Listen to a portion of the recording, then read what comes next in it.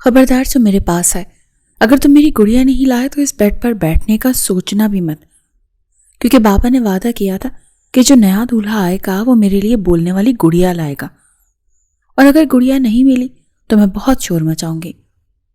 یہ وہ پہلا اور چونکا دینے والا جملہ تھا جو زریاب کے کانوں سے ٹکرایا۔ جیسے اس نے اپنی سہاگ رات کو خوابگاہ کا بھاری دروازہ کھولا، سامنے کا منظر دیکھ کر زریاب کے قدم وہیں چوکھٹ پر ہی جم گئے اور اس کے پیروں تلے سے زمین نکل گئی۔ حویلی کا یہ شاہانہ کمرہ گلاب اور چنبیلی کے پھولوں سے سجا ہوا تھا اور فضا میں مہنگی خوشبو رچی بسی تھی، مگر اس خوبصورتی کے بیچوں بیچ بیڈ کے وسط میں حیا بیٹھی تھی۔ 21 سالہ حیا شیرازی، جس کے حسن کی مثال پورے شہر میں دی جاتی تھی، آج اپنی شادی کے سرخ اور سنہری کام والے جوڑے میں کسی اپسرا سے کم نہیں لگ رہی تھی۔ اس کی دودھیا رنگت سرخ لباس میں مزید نکھر آئی تھی اور بڑی بڑی سیاہ آنکھیں جن میں کاجل کی گہری لکیریں تھیں کسی کو بھی اپنے سحر میں جکڑ سکتی تھی، مگر اس وقت ان حسین آنکھوں میں کسی دلہن والی شرم و حیا یا گھبراہٹ کے بجائے 5 سال کے بچے والی ضد، غصہ اور معصومیت تھی۔ اس نے اپنا بھاری بھرکم گھونگھٹ خود ہی الٹ دیا اور وہ بیڈ پر آلتی پالتی مارے بیٹھی، اپنے ہاتھوں میں بہنے لاکھوں روپے مالیت کے سونے کے کڑے اتار کر بیڈ شیٹ پر ایسے رگڑ رہی تھی جیسے وہ کسی کھلونا گاڑی کو چلا رہی ہو، اور منہ سے مسلسل چک چک کی آوازیں نکال رہی تھی۔ زریاب کو لگا وہ کوئی بھیانک خواب دیکھ رہا ہے یا کوئی بھونڈا مذاق ہے تو اس کے ساتھ کیا جا رہا ہے۔ وہ 28 سالہ وجیح نوجوان تھا جس نے غربت اور یتیمی کے باوجود اپنی محنت سے تعلیم حاصل کی تھی اور شاکر صاحب کی کمپنی میں ایک معمولی سا کلرک تھا۔ شاکر صاحب نے اس پر احسانوں کا بوجھ ڈال کر اسے اپنی سوتیلی بیٹی کے لیے منتخب کیا تھا اور بتایا تھا کہ لڑکی تھوڑی سادہ لو ہے اور کم بولتی ہے، مگر یہاں تو معاملہ ہی الٹ تھا۔ دریاب نے دھڑکتے دل کے ساتھ دروازہ بند کیا اور حیرت اور پریشانی کے عالم میں چلتا ہوا حیا کے قریب گیا۔ حیا، یہ آپ کیا کر رہی ہیں؟ اور آپ کو پتہ ہے میں کون ہوں؟ میں زریاب ہوں، آپ کا شوہر۔ زریاب نے انتہائی نرمی سے اپنا تعارف کروانا چاہا تاکہ وہ ڈر نہ جائے۔ حیا نے ایک زوردار قہقہ لگایا اور تالی بجائی جس کی آواز پرسکون کمرے میں عجیب سی گونج پیدا کر گئی۔ تم بدھو ہو کیا؟ ابھی تو بتایا کہ تم گڑیا کے دولہا ہو۔ بابا نے کہا تھا اگر میں اچھی بچی بن کر رہوں گی اور مہمانوں کے سامنے شور نہیں مچاؤں گی تو وہ میرے لیے ایک زندہ کھلونا لائیں گے جس کے ساتھ میں کھیل سکوں گی۔ حیا نے معصومیت سے زریاب کی شیروانی کا سنہری بٹن کھینچا۔ تمہارے بٹن کتنے چمکدار ہیں، کیا میں انہیں توڑ لوں؟ میں ان سے کھیلنا ہے، مجھے یہ اچھے لگ رہے ہیں۔ زریاب صدمے سے پیچھے ہٹا، اسے اپنی قسمت پر رونا آ رہا تھا۔ جس رات کے اس نے خواب دیکھے تھے وہ ایسی نکلے گی۔ اس نے غور سے حیا کی آنکھوں میں دیکھا جہاں ہوش اور شعور نام کی کوئی چیز نہیں تھی، صرف ایک عجیب سی ویرانی اور بچپنا تھا، جیسے اس کا ذہن کہیں رک گیا ہو۔ حیا نے اسے گھورتے ہوئے دیکھا تو منہ بسوڑ لیا اور اس کی آنکھوں میں اچانک خوف کے سائے لہرا گئے۔ وہ سمٹ کر پیچھے ہو گئی۔ تم مجھے ایسے کیوں دیکھ رہے ہو؟ مجھے ڈر لگ رہا ہے، تم جاؤ یہاں سے، ورنہ میں بابا کو بلا لوں گی اور وہ تمہیں بہت ماریں گے جیسے وہ مجھے مارتے ہیں جب میں دوائی نہیں پیتی اور شور مچاتی ہوں۔ یہ جملہ زریاب کے دل میں تیر کی طرح پیوست ہو گیا۔ حیا دوبارہ اپنے زیورات سے کھیلنے میں مگن ہو گئی اور زریاب سر پکڑ کر وہیں صوفے پر بیٹھ گیا۔ اسے اندازہ ہو گیا تھا کہ اس کی زندگی ایک بہت بڑے اور کٹھن امتحان میں پڑ چکی ہے اور شاید تصویر کا دوسرا رخ کچھ اور ہے۔ دوسری طرف حویلی کے نچلے حصے میں جشن اور کامیابی کا سما تھا۔ شاکر صاحب اپنے عالی شان اور مغل طرز کے ڈرائنگ روم میں مخملی صوفے پر ٹانگ رکھے بیٹھے تھے اور ان کے ہاتھ میں مہنگی وسکی کا گلاس تھا اور ان کے چہرے پر ایک فاتحانہ اور مکار مسکراہٹ تھی، جیسے انہوں نے کوئی بہت بڑا قلعہ فتح کر لیا ہو۔ ان کے سامنے ان کا خاص وکیل دوست انور بیٹھا تھا جو شاکر کی ہر کالی کرتوت اور سازش کا رازدار تھا۔ شاکر نے سگار کا لمبا کش لیا اور دھوئیں کے مرغولے فضا میں بکھیرتے ہوئے بولا، دیکھا وکیل صاحب، اسے کہتے ہیں ایک تیر سے 2 شکار۔ آج میرے دل کو جو ٹھنڈک پڑی ہے نا، وہ میں بیان نہیں کر سکتا۔ آخر کار وہ مصیبت میرے گلے سے اتر گئی اور شیرازی خاندان کی کروڑوں کی جائیداد بھی گھر کی گھر میں ہی رہ گئی اور کسی کو کانوں کان خبر بھی نہیں ہوئی۔ وکیل نے تعریف بھری نظروں سے شاکر کو دیکھا اور اپنا گلاس اٹھایا۔ مان گئے شاکر صاحب، آپ کی شاطرانہ چال اور دور اندیشی کو لڑکا بھی کیسا ڈھونڈ کر لائے، بالکل مسکین، غریب اور دبا ہوا۔ شاکر نے تکبر سے گردن اکڑائی اور ہنسا۔ ارے وہ زریاب تو 2 کوڑی کا لڑکا ہے، یتیم ہے اور رشتہ داروں کے ٹکڑوں پر پل کر بڑا ہوا ہے۔ میں نے اسے اپنی کمپنی میں کلرک کی نوکری دی تھی، بیچارہ میرے احسان تلے دبا ہوا ہے۔ اسے سر چھپانے کو چھت چاہیے تھی اور مجھے اپنی پاگل بیٹی کے لیے ایک نوکر نما شوہر جو اس کی گندگی صاف کرے، اس کے نخرے اٹھائے اور زبان بھی نہ کھولے۔ میں نے اسے کہا کہ میری بیٹی تھوڑی بیمار رہتی ہے اور صدمے کی وجہ سے سادہ ہے۔ وہ فوراً مان گیا۔ اب ساری زندگی وہ حیا کی خدمت کرے گا اور حیا کے نام پر جو اربوں کی جائیداد ہے اس پر میں راج کروں گا۔ آپ تو جانتے ہیں انور کہ حیا کے باپ اکبر شیرازی نے مرتے وقت کیا وصیت کی تھی کہ ساری جائیداد حیا کی ہے اور میں صرف ٹرسٹی ہوں۔ جب تک حیا کی شادی نہیں ہو جاتی یا وہ ذہنی طور پر بالغ اور تندرست ثابت نہیں ہوتی۔ آج اس کی شادی بھی ہو گئی اور وہ 21 سال کی بھی ہے، مگر ذہنی طور پر وہ 5 سال کی ہے اور وہ بھی کبھی ٹھیک نہیں ہوگی۔ اس لیے اس کا شوہر یعنی زریاب کو میں اپنی مٹھی میں رکھ کر سارے فیصلے خود کروں گا اور جائیداد میری ہی رہے گی۔ وکیل نے تھوڑا فکر مندی سے پہلو بدلا اور پوچھا، مگر شاکر اگر لڑکے کو شک ہو گیا یا حیا نے کبھی غلطی سے کچھ بتا دیا تو پھر کیا ہوگا؟ شاکر نے زوردار قہقہ لگایا جو کمرے کی دیواروں سے ٹکرایا۔ ارے وہ پاگل کیا بتائے گی، اس کا دماغ تو میں نے پچھلے 5 سالوں سے ایسی ہیوی ڈوز دوائیوں سے سن کر رکھا ہے کہ وہ تو اب یہ بھی بھول چکی ہے کہ وہ کون ہے اور اس کے ساتھ کیا ہو رہا ہے۔ اور رہا زریاب تو اس کی اتنی اوقات نہیں کہ وہ میرے سامنے منہ کھول سکے۔ وہ تو مجھے اپنا مسیحا اور محسن سمجھتا ہے کہ میں نے اسے اپنی بیٹی دے دی۔ شاکر کو اپنی چال پر اتنا غرور تھا کہ اسے اندازہ نہیں ہوا کہ کبھی کبھی شطرنج کے مہرے بھی الٹ جاتے ہیں۔ شادی کے بعد کے ابتدائی چند دن زریاب کے لیے کسی ذہنی اور جذباتی اذیت سے کم نہیں تھے۔ حویلی میں اس کی حیثیت داماد کی کم اور نگہبان کی زیادہ تھی۔ اسے لگا تھا کہ شاید حیا صرف سادہ لو ہے یا صدمے کا شکار، مگر جیسے جیسے دن گزرتے گئے اسے احساس ہوا کہ معاملہ کچھ اور ہے اور بہت سنگین ہے۔ زریاب خاموشی سے حیا کا مشاہدہ کرتا رہا۔ وہ دیکھتا کہ حیا کی حالت پل پل بدلتی ہے۔ کبھی کبھی وہ بالکل نارمل ہوتی تو وہ باغ میں بیٹھ کر گھنٹوں پھولوں کو دیکھتی رہتی، تتلیوں کے پیچھے بھاگتی، اور کبھی کبھی اچانک اسے شدید غصہ آ جاتا اور وہ چیزیں توڑنے لگتی۔ زریاب نے نوٹ کیا کہ حیا کی حالت ایک خاص وقت پر ہوتی ہے، خاص طور پر دوپہر کے وقت اور رات سونے سے پہلے۔ ایک دن دوپہر کے وقت زریاب اپنے کمرے میں بیٹھا کتاب پڑھ رہا تھا۔ اس نے دیکھا کہ حیا ڈریسنگ ٹیبل کے سامنے کھڑی خود کو آئینے میں دیکھ رہی ہے۔ اس نے لپسٹک اٹھائی اور بچوں کی طرح اپنے پورے چہرے پر مل لی، جس سے اس کا خوبصورت چہرہ عجیب لگنے لگا۔ پھر وہ اچانک رکی اور آئینے میں اپنے عکس کو گھورنے لگی۔ اس کی آنکھوں میں ایک عجیب سی کشمکش سے وہ اچانک زمین پر بیٹھ گئی اور رونا شروع کر دیا۔ زریاب نے کتاب پھینکی اور بھاگ کر اسے سنبھالا۔ حیا کیا ہوا؟ آپ رو کیوں رہی ہیں؟ حیا نے روتے ہوئے اس کی طرف دیکھا۔ اس کی آنکھوں میں ایک لمحے کے لیے ہوش کی چمک تھی۔ مجھے یاد نہیں آ رہا، مجھے کچھ یاد نہیں آ رہا، میں کون ہوں، میرے بابا کون تھے، میرا نام کیا ہے، میرے سر میں بہت شور ہے۔ زریاب اس کی حالت دیکھ کر پریشان ہو گیا۔ اس نے اسے تسلی دینے کی کوشش کی۔ اسی دوران شاکر صاحب کمرے میں آئے اور حیا کی حالت دیکھ کر زریاب پر برس پڑے۔ تم سے ایک لڑکی نہیں سنبھالی جاتی زریاب، دیکھ نہیں رہے اسے دورہ پڑ رہا ہے، تم کس کام کے ہو؟ شاکر نے فوراً دراز سے وہی لال شیشی نکالی اور زبردستی حیا کا منہ کھول کر چمچ ٹھونس دیا۔ زریاب نے دیکھا کہ حیا نے مزاحمت کی، مگر شاکر نے سختی سے اسے دوا پلا دی۔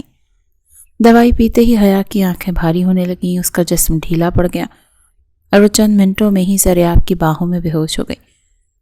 یہ منظر زریاب کو بری طرح سے کھٹکا۔ اس نے سوچا کہ کوئی بھی سکون آور دوائی اتنا جلدی اور اتنا شدید اثر نہیں کرتی۔ یہ تو ایسے ہے جیسے کسی نے بجلی کا بٹن بند کر دیا ہو۔ اس واقعے نے زریاب کے دل میں پہلا شک پیدا کیا، مگر اس نے خاموشی اختیار کی۔ 1 ہفتہ گزر گیا اور حیا کی حالت میں کوئی بہتری نہیں آئی، بلکہ وہ مزید سست، نڈھال اور بیمار رہنے لگی۔ زریاب نے محسوس کیا کہ شاکر صاحب حیا کو وہ لال دوائی اب دن میں 3 بار دینے لگے ہیں۔ جب بھی حیا ہوش میں آنے کی کوشش کرتی یا کوئی سمجھداری والی بات کرتی، اسے فوراً دوائی پلا دی جاتی۔ زریاب کو اب یقین ہونے لگا تھا کہ یہ دوائی ہی اس کی حالت کی ذمہ دار ہے۔ ایک رات موسم بہت خراب تھا اور بارش ہو رہی تھی۔ حیا کو شدید درد اٹھا، وہ اپنے سر کو دیواروں سے ٹکرا رہی تھی اور چیخ رہی تھی کہ میرے دماغ میں کیڑے چل رہے ہیں، مجھے بچا لو، کوئی مجھے اس آگ سے نکالو۔ اس کی چیخیں دل دہلا دینے والی تھی۔ زریاب نے اسے بڑی مشکل سے قابو کیا ہوا تھا۔ اس نے حیا کو اپنے سینے سے لگا رکھا تھا تاکہ وہ خود کو زخمی نہ کر لے۔ شاکر گھر پر نہیں تھے اور دوائی کی شیشی اتفاق سے ختم ہو چکی تھی۔ حیا کی تکلیف زریاب سے دیکھی نہیں جا رہی تھی، وہ تڑپ رہی تھی جیسے مچھلی بن پانی کے تڑپتی ہیں۔ زریاب نے گھبرا کر گھر کی پرانی ملازمہ بوا کو آواز دی، بوا پانی لائیں جلدی، دیکھیں صاحب کی کوئی اور دوائی کیا ہے۔ بوا پانی لے کر آئیں تو ان کے بوڑھے ہاتھ کانپ رہے تھے۔ ان کی آنکھوں میں حیا کے لیے بے پناہ ترس اور محبت تھی۔ زریاب نے حیا کو پانی پلایا، مگر اس نے گلاس ہاتھ مار کر پھینک دیا۔ مجھے پانی نہیں چاہیے، مجھے وہ لال شربت دو ورنہ میں مر جاؤں گی، میرا جسم ٹوٹ رہا ہے، حیا نے چیخ کر کہا اور اپنا سر پیٹنے لگی۔ زریاب نے بوا کی طرف دیکھا اور دھیمی مگر سخت آواز میں پوچھا، بوا یہ کون سی دوائی ہے جو ان کی ایسی حالت کر دیتی ہے کہ اس کے بغیر جی نہیں سکتی، اور یہ اتنی تڑپتی کیوں ہے؟ بوا نے سہم کر ادھر ادھر دیکھا کہ کہیں کوئی سن نہ لے، پھر زریاب کے قریب آ کر سرگوشی میں بولی، بیٹا یہ دوائی نہیں، عذاب ہے جو اس پھول سی بچی پر مسلط کیا گیا ہے۔ زریاب کے کان کھڑے ہو گئے، اس کا دل زوروں سے دھڑکا۔ کیا مطلب بوا؟ کھل کر بتائیں، میں حیا کا شوہر ہوں، مجھے پتا ہونا چاہیے۔ بوا کی آنکھوں سے آنسو جاری ہو گئے۔ اس نے ڈرتے ڈرتے کہا، بیٹا جب سے بڑے صاحب یعنی حیا کے والد کا انتقال ہوا ہے نا، سوتیلے صاحب نے حیا بی بی کا علاج شروع کروایا ہے۔ پہلے یہ بالکل ٹھیک تھی، ذہین تھی، یونیورسٹی جاتی تھی، مگر اب اس دوائی کے بغیر یہ پاگل ہو جاتی ہیں۔ میں ان پڑھ ہوں بیٹا، مگر اتنا جانتی ہوں کہ یہ شربت اس بچی کی جان لے رہا ہے، یہ دوا نہیں زہر ہے۔ بوا کی بات نے زریاب کے شک کو یقین میں بدل دیا۔ اس رات زریاب سو نہیں سکا۔ حیا اس کی گود میں سر رکھ کر روتے روتے تھک کر سو گئی تھی، مگر زریاب کی آنکھوں میں نیند کی جگہ ایک عزم جاگ اٹھا تھا۔ اگلی صبح شاکر صاحب ناشتے کی میز پر بیٹھے تھے اور حیا غنودگی کے عالم میں ان کے پاس بیٹھی تھی۔ اس کے بال بکھرے ہوئے تھے اور آنکھوں کے گرد سیاہ ہلکے پڑ چکے تھے۔ شاکر نے نئی منگوائی ہوئی دوائیوں کا ایک پورا ڈبہ میز پر رکھا اور زریاب کو حکم دیا کہ زریاب یہ نئی شیشیاں ہیں، دھیان رکھنا، وقت پر دوائی دینی ہے، ڈاکٹر نے ڈوز بڑھا دی ہے کیونکہ حیا کی حالت بگڑ رہی ہے۔ زریاب نے خاموشی سے سر ہلایا اور ڈبہ اٹھا لیا، مگر اس کی آنکھوں میں ایک سوالیہ نشان تھا۔ دوپہر کو جب شاکر آفس چلے گئے اور حیا اپنے کمرے میں سو رہی تھی تو زریاب نے اس ڈبے کو کھولا۔ اس میں درجنوں شیشیاں تھیں، مگر ان پر کوئی لیبل نہیں تھا، نہ ہی کسی کمپنی کا نام اور نہ ہی دوائی کا فارمولا لکھا تھا۔ یہ بات زریاب کو بہت عجیب اور غیر قانونی لگی کہ ڈاکٹر کی تجویز کرتا دوائی پر لیبل کیوں نہیں ہے۔ اس نے شاکر کے کمرے کی تلاشی لینے کا فیصلہ کیا۔ وہ جانتا تھا کہ یہ خطرناک ہے اور اگر وہ پکڑا گیا تو اس کا انجام بہت برا ہوگا، مگر حیا کی زندگی کا سوال تھا اور اب وہ پیچھے نہیں ہٹ سکتا تھا۔ زریاب دبے قدموں شاکر کے کمرے میں داخل ہوا۔ کمرے میں سناٹا تھا۔ اس نے الماریوں اور دروازوں کو ٹٹولنا شروع کیا۔ ہر چیز ترتیب سے رکھی تھی۔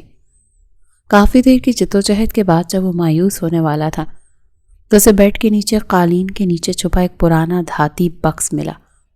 اس نے بکس کھولا تو اس میں پرانی فائلیں اور کاغذات تھے۔ زریاب نے جلدی جلدی ورق گردانی کی تو اسے ایک پرانے ہسپتال کی فائل ملی جس پر حیا کا نام اور ایک خاص دوائی کا کیمیائی نام لکھا تھا جو ڈاکٹر نے منع کی تھی، مگر شاکر نے اسے انڈر لائن کیا ہوا تھا۔ زریاب نے فوراً اپنا موبائل نکالا اور کانپتے ہاتھوں سے اس دوائی کا نام گوگل پر سرچ کیا۔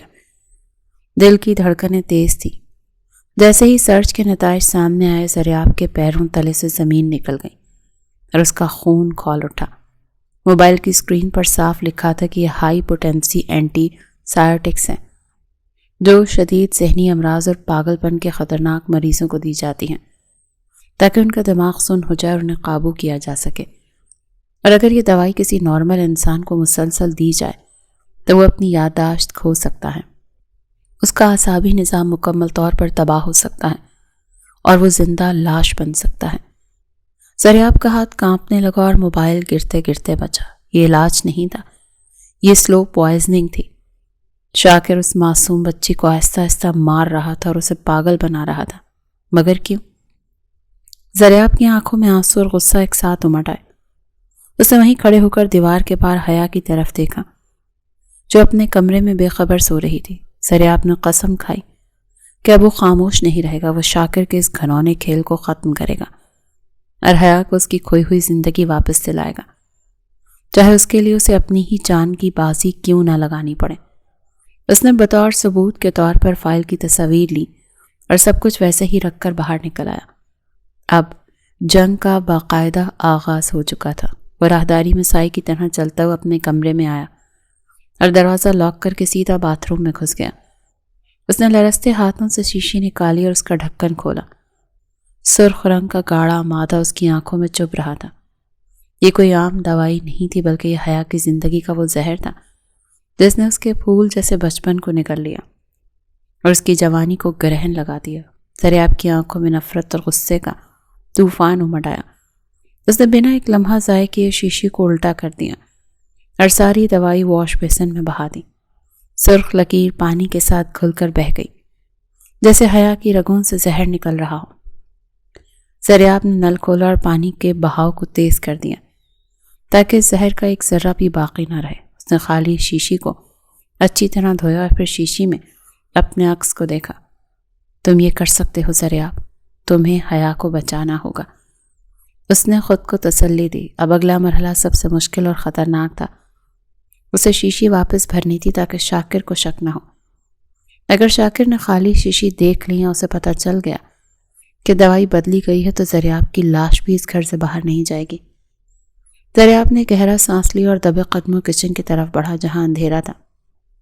اس نے موبائل کی ٹارچ چلائی اور احتیاط سے فریج کھولا۔ وہاں سے لال شربت کی بوتل نکالی، تھوڑا سا پانی ملا کر ایک مکسچر تیار کیا جو رنگت اور گاڑھے پن میں ہو بہو زہریلی دوائی جیسا تھا۔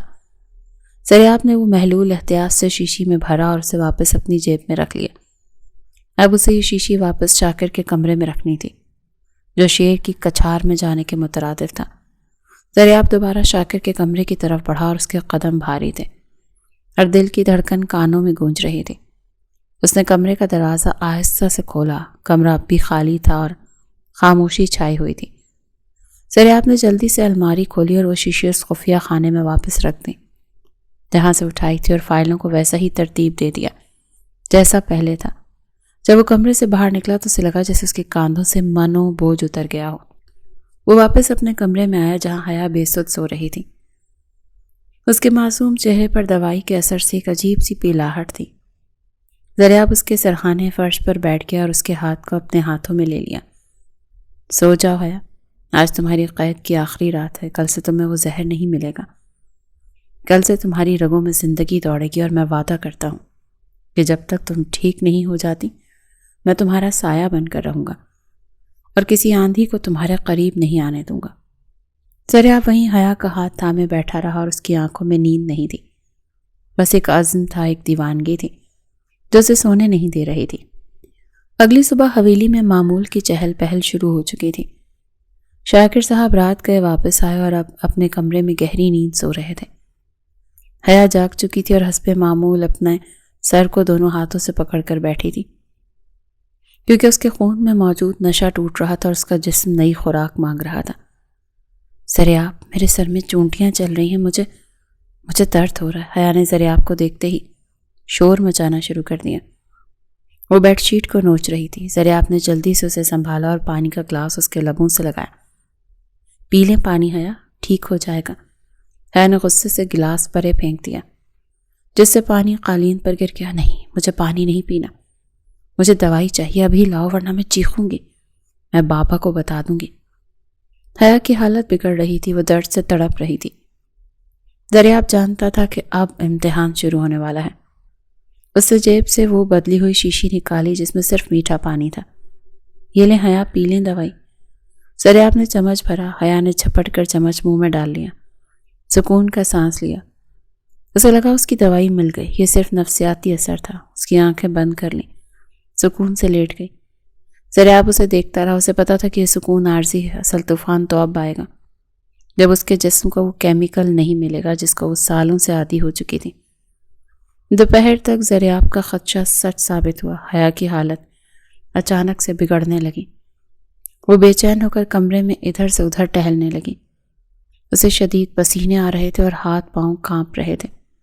زریاب، مجھے کچھ ہو رہا ہے، مجھے سردی لگ رہی ہے، پھر گرمی لگ رہی ہے۔ حیا نے روتے ہوئے زریاب کا گریبان پکڑ لیا، اس کی آنکھیں سرخ ہو رہی تھیں۔ زریاب نے اسے بازوؤں سے تھام لیا۔ حیا، ہمت کریں، یہ صرف تھوڑی دیر کی بات ہے، آپ کا جسم زہر سے لڑ رہا ہے۔ حیا نے اسے زور سے دھکا دیا اور بیڈ کی چادر نوچ لی۔ تم جھوٹے ہو، مجھے دوائی دو ورنہ میں اپنا سر پھوڑ لوں گی۔ حیا کا جنون بڑھتا جا رہا تھا، وہ دیوار کی طرف بھاگی اور اپنا سر ٹکرانے کی کوشش کی۔ زریاب بجلی کسی تیزی سے لپکا اور اپنا ہاتھ اس کے سر اور دیوار کے بیچ میں رکھ دیا۔ نہیں حیا، نہیں۔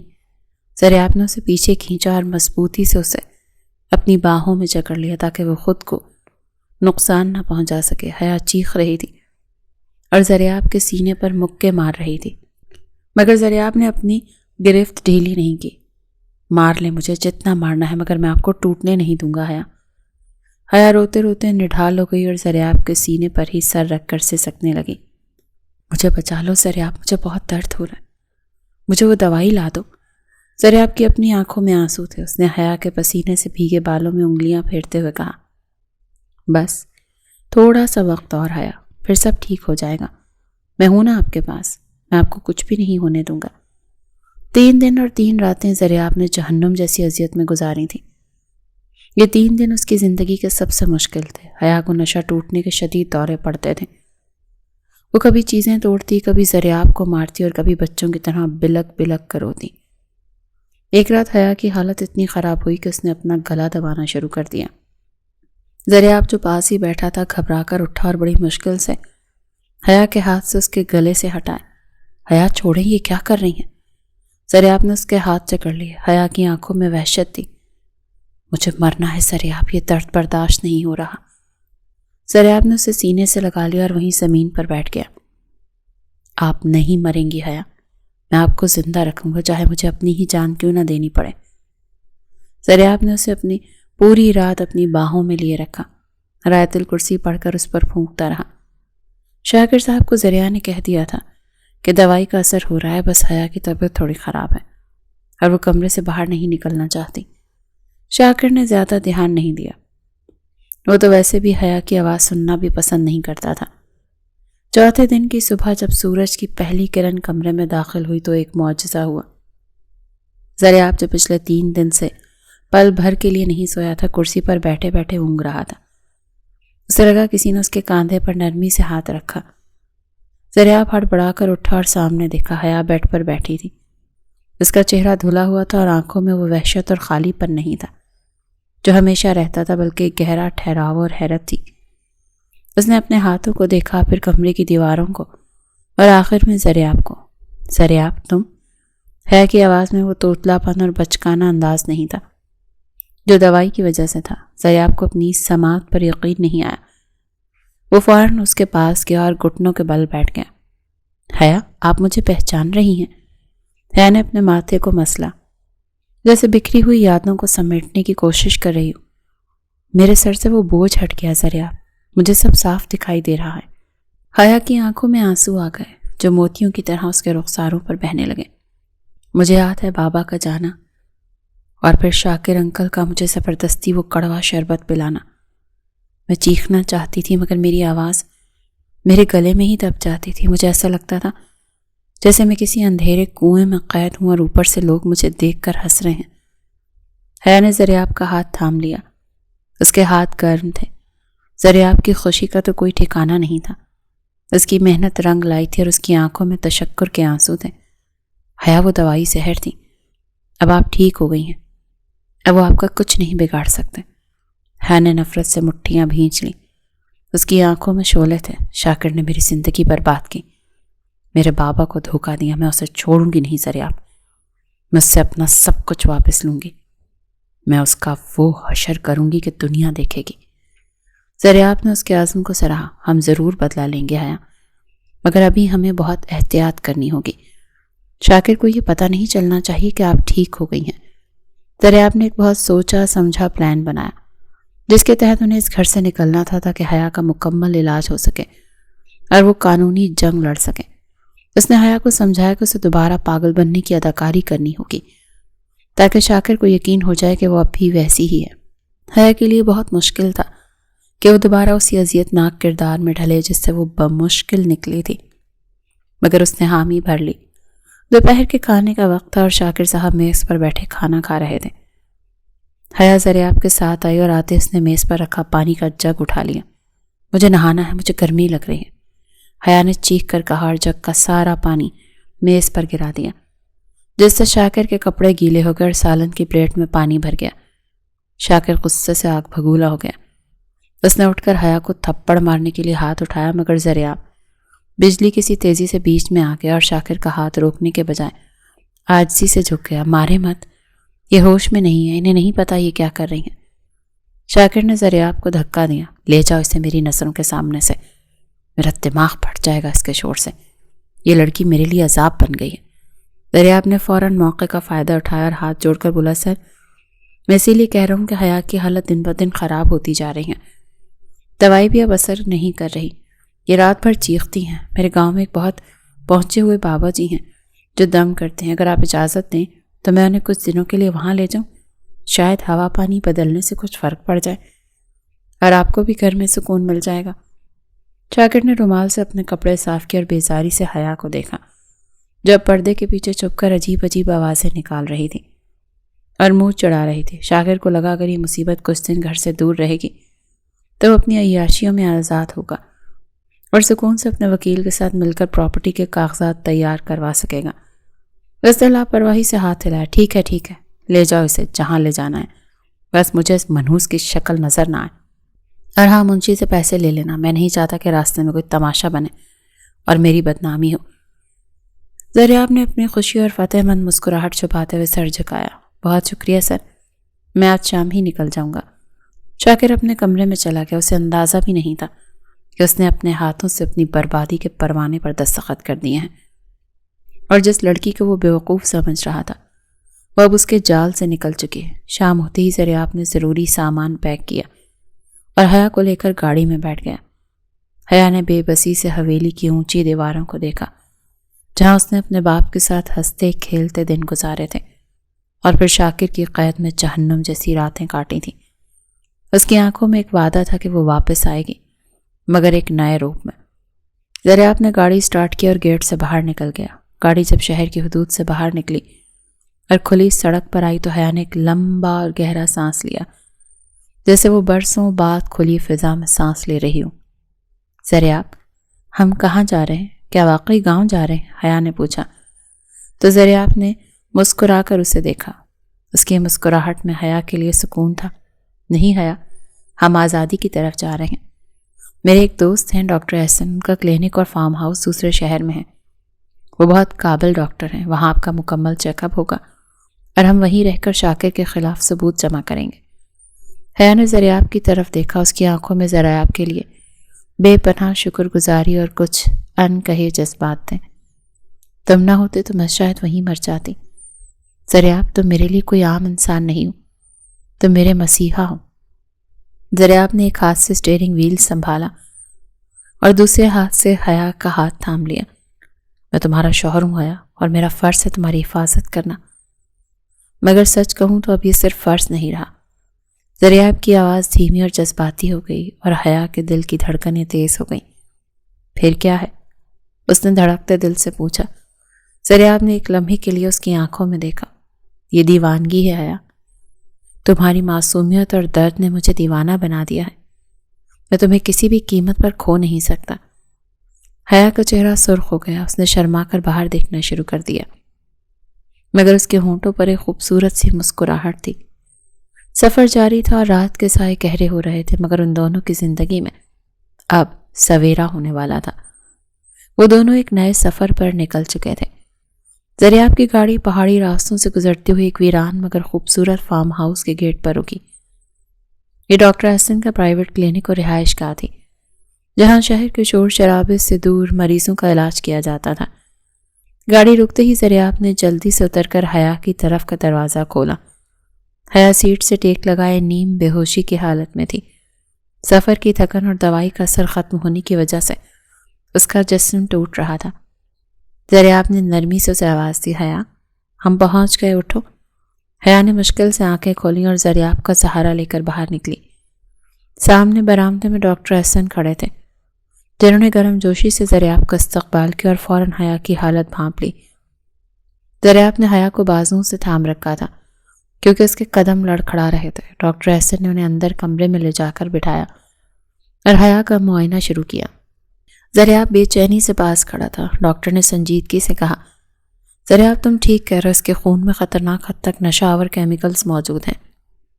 ہمیں فوراً ڈی ٹاکسیفیکیشن شروع کرنی ہوگی، مگر یہ عمل بہت تکلیف دہ ہوگا۔ کیا تم تیار ہو؟ زریاب نے حیا کی طرف دیکھا جو خالی نظروں سے چھت کو گھور رہی تھی۔ میں ہر اس چیز کے لیے تیار ہوں ڈاکٹر، بس مجھے میری حیا واپس چاہیے، صحیح سلامت۔ علاج شروع ہوا تو حیا کی حالت بگڑنے لگی۔ جیسے ہی اس کے جسم سے زہر کا اثر کم ہونے لگا، اس کے اعصاب نے بغاوت کر دی۔ وہ چیخنے لگی اور اپنے ہاتھوں سے بیڈ کی چادر کو نوچنے لگی۔ زریاب مجھے وہ دوائی چاہیے، میرے جسم میں آگ لگی ہے، مجھے بچا لو، حیا نے تڑپتے ہوئے کہا۔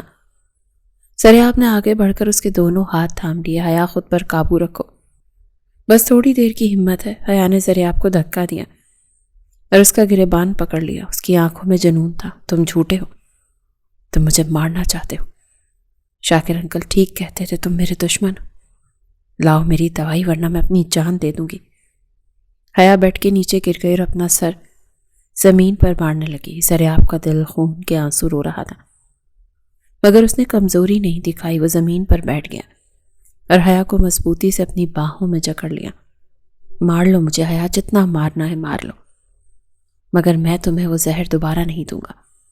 زریاب نے اس کے سر کو اپنے سینے سے لگایا۔ حیا چیخ رہی تھی، رو رہی تھی اور زریاب کے سینے پر مکے مار رہی تھی، مگر زریاب پتھر کی چٹان بنا رہا۔ آہستہ آہستہ حیا کی مزاحمت کم ہونے لگی اور وہ زریاب کے بازوؤں میں نڈھال ہو گئی۔ اس کے آنسو زریاب کی قمیص کو بھگو رہے تھے۔ زریاب نے اس کے پسینے سے شرابور ماتھے کو چوما۔ میں یہیں ہوں حیا، تم اکیلی نہیں ہو۔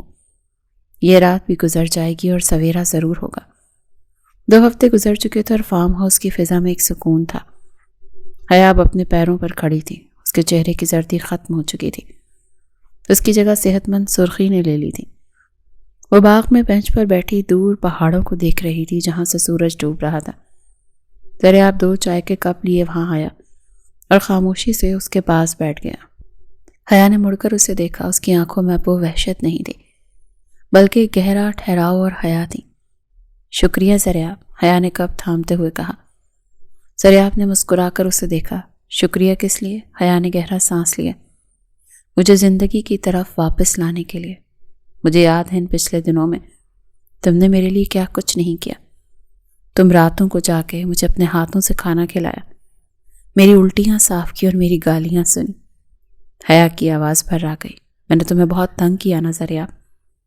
زریاب نے اپنا کپ سائڈ پر رکھا اور حیا کا ہاتھ اپنے ہاتھوں میں لے لیا۔ تم نے مجھے تنگ نہیں کیا حیا، تم تو خود اذیت میں تھی۔ حیا نے زریاب کی آنکھوں میں دیکھا۔ تم اتنے اچھے کیوں ہو زریاب؟ دنیا تو ایسی نہیں ہے، شاکر انکل نے تو مجھے کبھی انسان بھی نہیں سمجھا۔ پھر تم نے مجھ میں کیا دیکھا؟ زریاب نے اس کی انگلیوں کو نرمی سے دبایا۔ میں نے تم میں اپنی دنیا دیکھی ہے حیا۔ جس دن شاکر صاحب نے ہمارا نکاح پڑھایا تھا اسی دن میں نے سوچا تھا کہ چاہے کچھ بھی ہو جائے میں اس رشتے کو نبھاؤں گا۔ میں حقیقت سے پوری طرح واقف نہیں تھا، لیکن میں نے زندگی اکیلے ہی گزاری تھی، اور جب میں نے تمہاری معصومیت کو دیکھا تب یہ صرف فرض نہیں رہا بلکہ اب۔ زریاب رک گیا۔ حیا نے دھڑکتے دل کے ساتھ پوچھا، اب کیا ہے؟ زریاب نے جرأت کر کے اس کے چہرے کو دیکھا۔ اب یہ دیوانگی ہے حیا، مجھے تم سے محبت ہو گئی ہے، تمہارے درد سے، تمہاری معصومیت سے، اور تمہاری اس طاقت سے جو تم نے ان حالات میں دکھائی ہے۔ حیا کے گالوں پر شرم کی لالی پھیل گئی۔ اس نے نظریں جھکائیں، مگر اپنا ہاتھ زریاب کے ہاتھ سے نہیں کھینچا۔ مجھے نہیں پتا کہ محبت کیا ہوتی ہے زریاب، کیونکہ میں نے ہوش سنبھالتے ہی صرف نفرت اور سازش دیکھی ہے۔ مگر مجھے اتنا پتا ہے کہ جب تم پاس ہوتے ہو تو مجھے ڈر نہیں لگتا، مجھے لگتا ہے میں محفوظ ہوں۔ حیا نے سر اٹھا کر زریاب کو دیکھا۔ کیا تم ہمیشہ میرے ساتھ رہو گے؟ زریاب نے اس کے ماتھے پر اپنی پیشانی ٹکا دی۔ ہمیشہ حیا، جب تک سانس ہے میں تمہارا سایہ بن کر رہوں گا۔ دونوں خاموشی سے ڈوبتے ہوئے سورج کو دیکھتے رہے۔ ان کے درمیان اب الفاظ کی ضرورت ختم ہو چکی تھی۔ دلوں کے تار جڑ چکے تھے اور یہ محبت اب ان کی سب سے بڑی طاقت بننے والی تھی۔ اگلے دن ڈاکٹر احسن کے آفس میں ایک اہم میٹنگ چل رہی تھی۔ زریاب نے اپنے وکیل دوست فہد کو بھی وہیں بلا لیا تھا۔ فہد نے میز پر کچھ کاغذات پھیلائے اور سنجیدگی سے بولا کہ حیا، آپ کی میڈیکل رپورٹس بہت مضبوط ہیں، یہ ثابت کرنے کے لیے کہ آپ کو زہریلی دوائیاں دی جاتی تھیں، مگر ہمارے پاس اس بات کا ثبوت نہیں ہے کہ یہ دوائیاں شاکر دیتا تھا۔ وہ آسانی سے کہہ سکتا ہے کہ ڈاکٹر نے تجویز کی تھی یا آپ خود غلطی سے کھا لیتی تھیں۔ عدالت ثبوت مانگتی ہے، جذبات نہیں۔ حیا نے پریشانی سے زریاب کو دیکھا۔ تو اب ہم کیا کریں فہد بھائی؟ کیا اس ظلم کا کوئی انصاف نہیں؟ فہد نے ایک فائل کھولی۔ ایک راستہ ہے شاکر کو رنگے ہاتھوں پکڑنے کا۔ مجھے خبر ملی کہ شاکر حویلی اور زمینیں بیچنے کی ڈیل کر رہا ہے ایک بڑی پارٹی سے، اور اس کے لیے اسے ان کاغذات پر آپ کے انگوٹھے اور دستخط چاہیے ہوں گے، کیونکہ قانونی وارث تو آپ ہیں۔ زریاب چونک گیا۔ کیا وہ حویلی بیچ رہا ہے؟ لیکن حیا کے بغیر وہ کیسے بیچ سکتا ہے؟ فہد نے کہا وہ حیا کو ذہنی طور پر نااہل ثابت کر کے اس کا سرپرست بن کر بیچ سکتا ہے، یا پھر دھوکے سے انگوٹھا لگوا کر۔ اور مجھے یقین ہے کہ وہ دوسرا طریقہ اپنائے گا، کیونکہ کورٹ کچہری میں ٹائم لگتا ہے، ہمیں واپس جانا ہوگا، اور حیا کو وہی پرانی اداکاری کرنی ہوگی تاکہ شاکر بیوقوف ہو کر اپنی آخری وار کی تیاری کرے اور ہم اسے وہیں دبوچ لیں۔ حیا کا رنگ فق ہو گیا۔ واپس اسی جہنم میں؟ اس نے خوفزدہ ہو کر کہا۔ زریاب نے اس کا کاندھا تھاما۔ ڈرو مت حیا، میں تمہارے ساتھ ہوں۔ اس بار ہم تیاری کے ساتھ جائیں گے، ہم پورے گھر میں خفیہ کیمرے لگائیں گے، اور تمہاری شرٹ کے بٹن میں بھی ایک کیمرہ ہوگا جو سب ریکارڈ کرے گا۔ حیا نے زریاب کی آنکھوں میں موجود یقین کو دیکھا اور گہرا سانس لیا۔ ٹھیک ہے، میں تیار ہوں، میں وہ سب کروں گی جو ضروری ہے۔ میں اپنے بابا کی نشانی اس ظالم کو بیچنے نہیں دوں گی۔ فہد نے پلان سمجھایا کہ کیسے انہیں شاکر کو یقین دلانا ہے کہ بابا کا دم کام نہیں کیا، اور حیا اب بھی ویسی ہے۔ زریاب کا دل اندر سے کانپ رہا تھا۔ وہ حیا کو دوبارہ شیر کے منہ میں لے جا رہا تھا، مگر یہ جنگ جیتنے کے لیے یہی واحد راستہ تھا۔ انہوں نے فیصلہ کیا کہ وہ کل صبح ہی نکلیں گے۔ واپسی کا سفر بہت خاموش تھا۔ حیا گاڑی کی کھڑکی سے باہر دیکھ رہی تھی، اور زریاب بار بار اس کے چہرے کے تاثرات جانچ رہا تھا۔ حویلی قریب آ رہی تھی اور اس کے ساتھ ہی خطرہ بھی بڑھ رہا تھا۔ زریاب نے گاڑی روکی اور حیا کی طرف مڑا۔ حیا، ہم پہنچنے والے ہیں، کیا تم تیار ہو؟ حیا نے ایک لمحے کے لیے آنکھیں بند کی اور پھر جھٹکے سے اپنے بال کھولے۔ اس نے اپنے دوپٹے کو بے ترتیبی سے گلے میں ڈالا اور چہرے پر وہی پرانی وحشت اور خالی پن طاری کر لیا۔ اس نے زریاب کی طرف دیکھا اور عجیب سی ہنسی ہنسی۔ گڑیا تیار ہے؟ گڑیا کے دولہا۔ زریاب کا دل دہل گیا۔ اس کی اداکاری اتنی جاندار تھی کہ ایک پل کے لیے زریاب کو دھوکہ کھا گیا۔ زریاب نے گاڑی گیٹ کے اندر داخل کی۔ شاکر صاحب برآمدے میں بیٹھے حقہ پی رہے تھے۔ گاڑی دیکھتے ہی ان کے چہرے پر ایک مکارانہ مسکراہٹ آئی۔ زریاب نے گاڑی روکی، اتر کر حیا کا دروازہ کھولا۔ حیا باہر نکلی اور سیدھی بھاگتی ہوئی باغ میں تتلیوں کے پیچھے جانے لگی۔ شاکر نے یہ منظر دیکھا اور اطمینان کا سانس لیا۔ زریاب شاکر کے پاس آیا اور سر کھجا کر کھڑا ہو گیا۔ السلام علیکم سر، ہم آ گئے۔ شاکر نے طنزیہ نظروں سے اسے دیکھا۔ وعلیکم السلام۔ سناؤ زریاب میاں، کیسا رہا ٹرپ؟ بابا جی کا دم کچھ کام آیا یا پیسے برباد کر کے آ گئے؟ زریاب نے مایوسی سے سر ہلایا۔ سر، ہم نے تو بہت کوشش کی، وہاں رہے، دعائیں کروائیں، مگر قسمت میں شاید شفا نہیں ہے۔ وہ وہاں بھی ایسے ہی شور مچاتی رہی۔ ڈاکٹر نے بھی جواب دے دیا۔ شاکر نے قہقہ لگایا۔ میں نے تو پہلے ہی کہا تھا، اس کا علاج صرف ممکن نہیں ہے۔ تم ہی نہیں مانے۔ خیر، اچھا ہوا تم آ گئے، مجھے تم سے کچھ ضروری کام ہے۔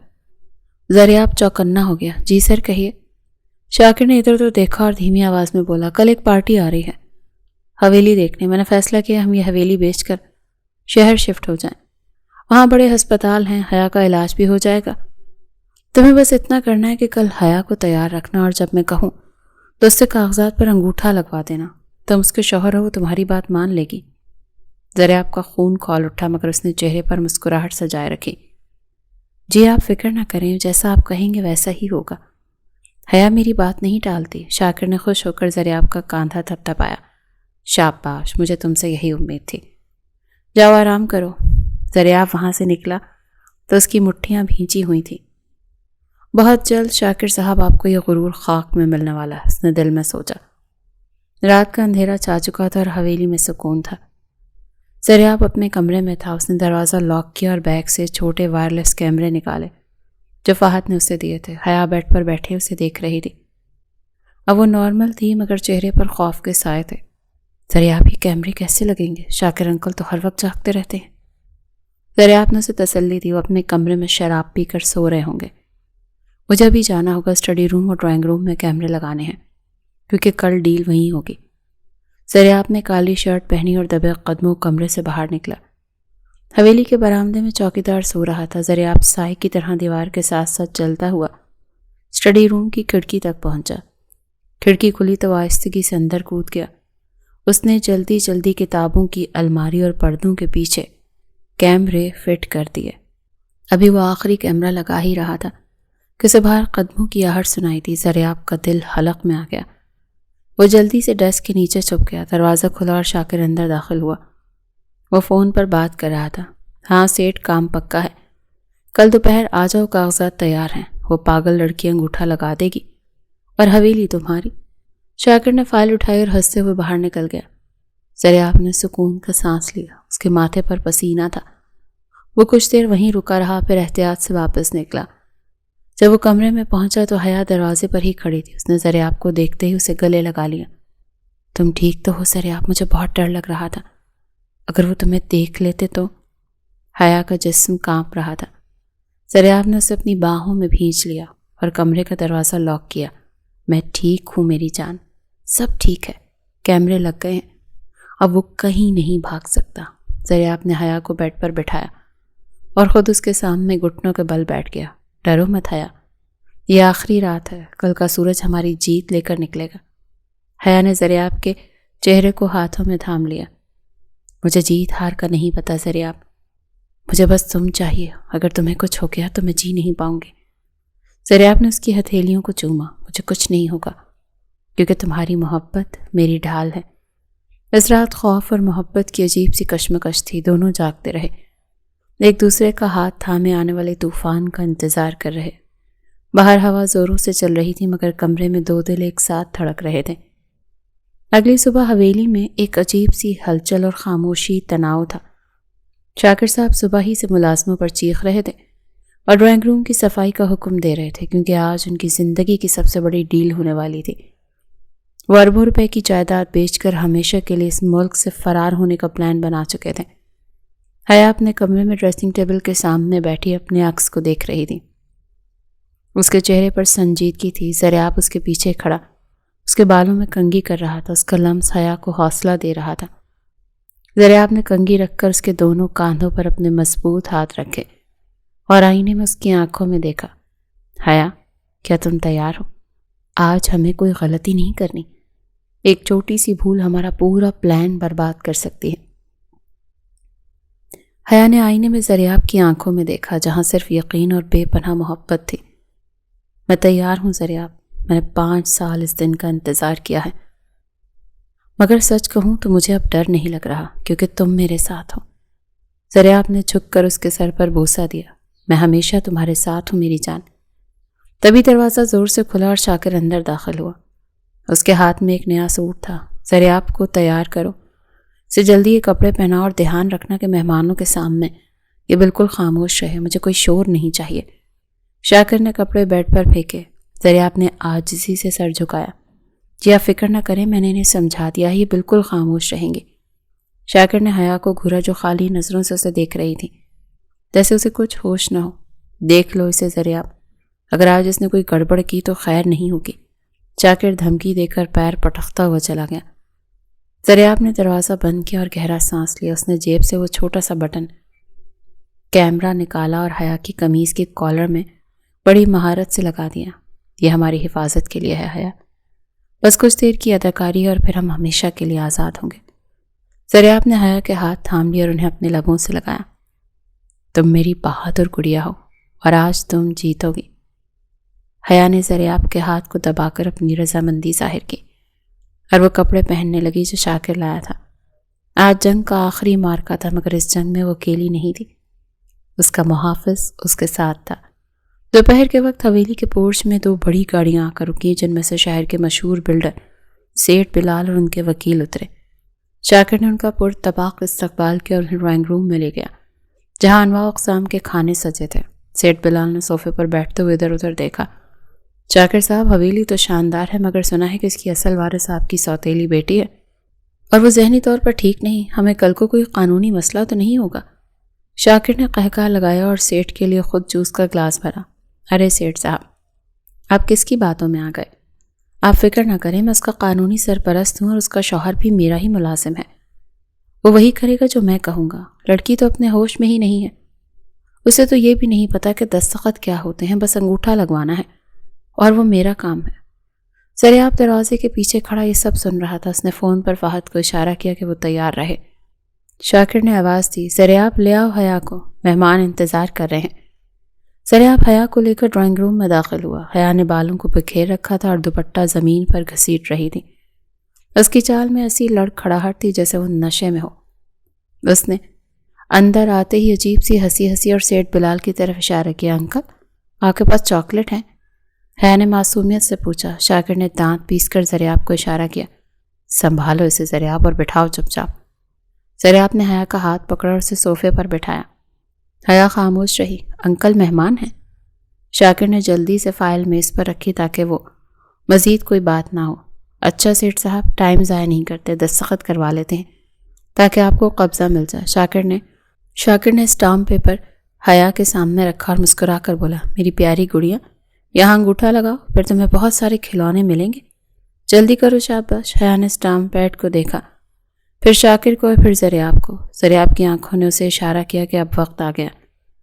کمرے میں لگے خفیہ کیمرے سب کچھ ریکارڈ کر رہے تھے، مگر ذریعہ کی نظریں صرف اپنی بیوی پر تھیں.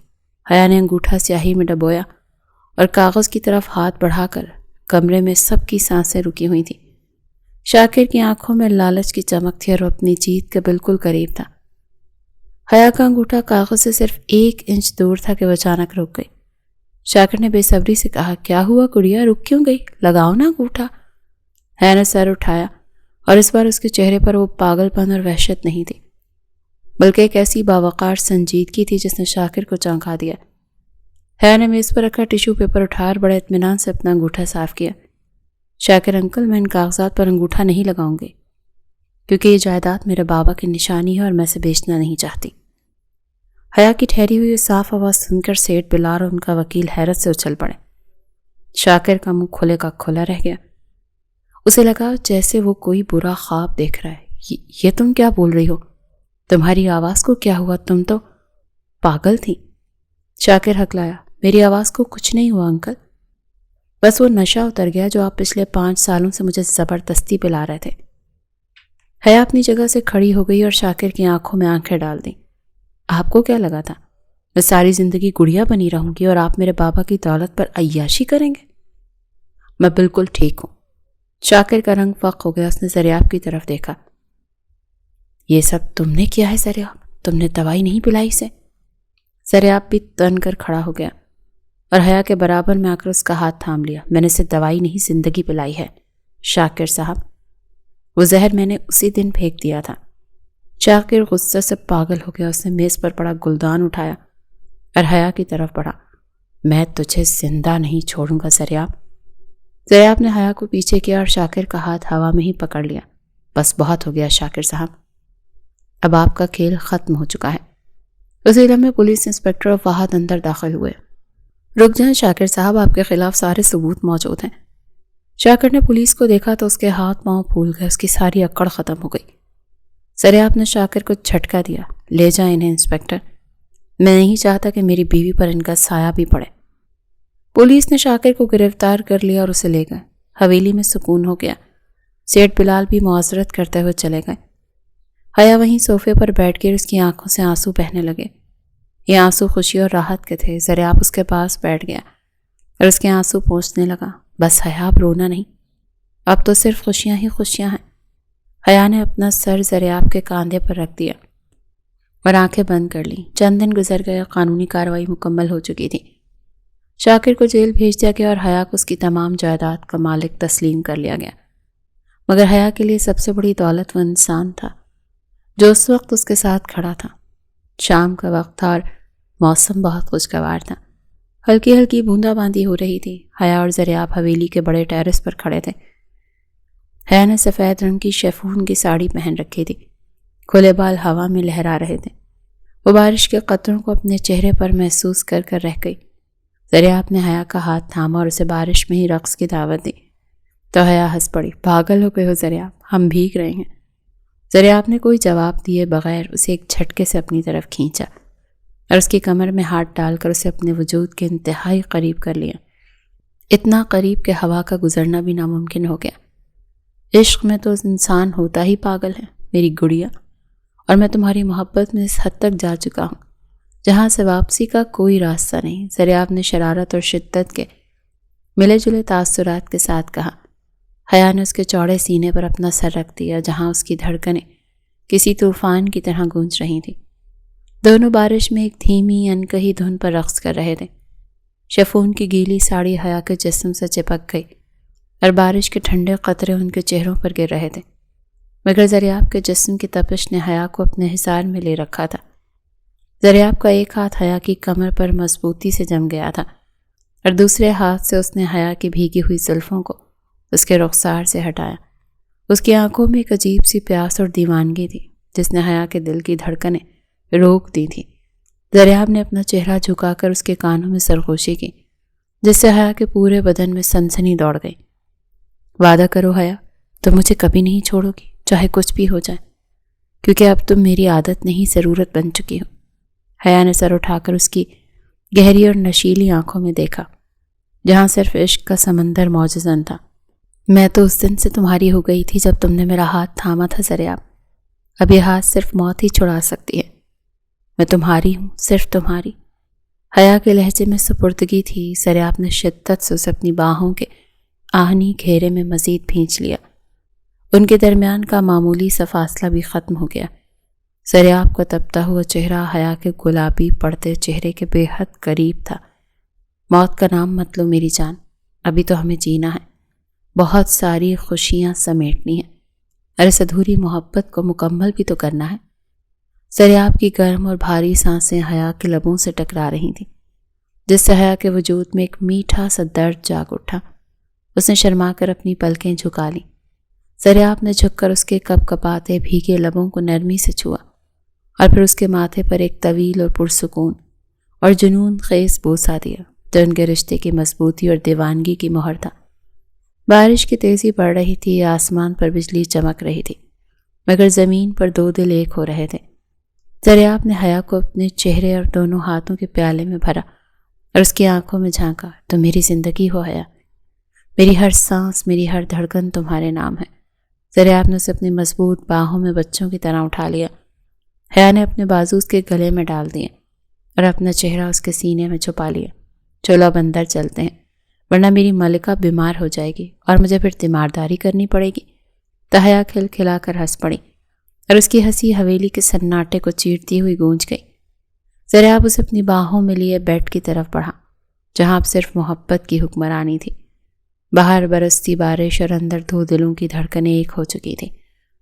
یہ وہ ہنسی تھی جو 5 سال پہلے کھو گئی تھی، مگر آج زریاب کی دیوانگی نے اسے واپس زندہ کر دیا تھا۔ زریاب اسے لے کر اندر چلا گیا، دروازہ بند ہوا اور پیچھے صرف بارش کی آواز اور ایک لازوال محبت کی خوشبو رہ گئی۔